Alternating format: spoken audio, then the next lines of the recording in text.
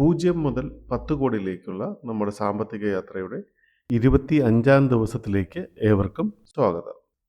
നമുക്ക് നമ്മുടെ സാമ്പത്തിക യാത്രയുടെ 25-ാമത്തെ ദിവസത്തെ ഇൻവെസ്റ്റ്മെൻറ്റിലേക്ക് കടക്കാം.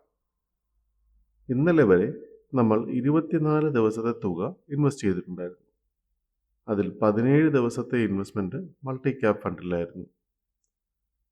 16 ദിവസവും ഇൻവെസ്റ്റ് ചെയ്ത തുകയ്ക്കുള്ള യൂണിറ്റ്സ് നമുക്ക് അലോട്ടായിട്ടുണ്ട്. 250 × 16 4000 രൂപ. ഒരു ദിവസത്തെ ഇൻവെസ്റ്റ്മെൻറ്റ് ഇൻ പ്രോഗ്രസ്സിലാണ്. അതോടൊപ്പം തന്നെ 7 ദിവസത്തെ ഇൻവെസ്റ്റ്മെൻറ്റ് ഡെപ്റ്റ് ഫണ്ടിലായിരുന്നു ചെയ്തിരുന്നത്. അതിൽ 7 ദിവസത്തെയും യൂണിറ്റ്സ് നമുക്ക് അലോട്ടായിട്ടുണ്ട്. 250 × 7 1750 രൂപ. ആകെ 6000 രൂപ നിക്ഷേപിച്ചതിൽ 5750 രൂപ ഇൻവെസ്റ്റ്മെൻറ്റായി കാണിക്കുന്നു.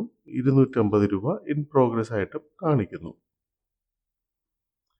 ഇനി നമുക്ക് ഇന്നത്തെ ഇൻവെസ്റ്റ്മെൻറ്റിലേക്ക് കടക്കാം. ഇന്ന് മാർക്കറ്റ് വർക്കിംഗ് ഡേ ആണ്. ആയതിനാൽ മൾട്ടി ക്യാപ് ഫണ്ടിലാണ് ഇന്നത്തെ ദിവസം നമ്മൾ ഇൻവെസ്റ്റ് ചെയ്യേണ്ടത്. അപ്പോൾ അതിനായി ആദ്യം നമുക്ക് മൾട്ടി ക്യാപ് ഫണ്ടായ നമ്മുടെ നിപ്പോൺ മൾട്ടി ക്യാപ് ഫണ്ടിലേക്ക് പോകാം. ദിവസവും 250 രൂപയാണല്ലോ നമ്മൾ ഇൻവെസ്റ്റ് ചെയ്യുന്നത്. ഇപ്പോൾ രൂപ 250 എന്ന് എൻ്റർ ചെയ്യുന്നു. ഇൻവെസ്റ്റ് നൗ ബട്ടണിൽ ക്ലിക്ക് ചെയ്യുന്നു. QR കോഡ് സ്കാൻ ചെയ്യുന്നു. ഇൻവെസ്റ്റ് ചെയ്യുന്നു.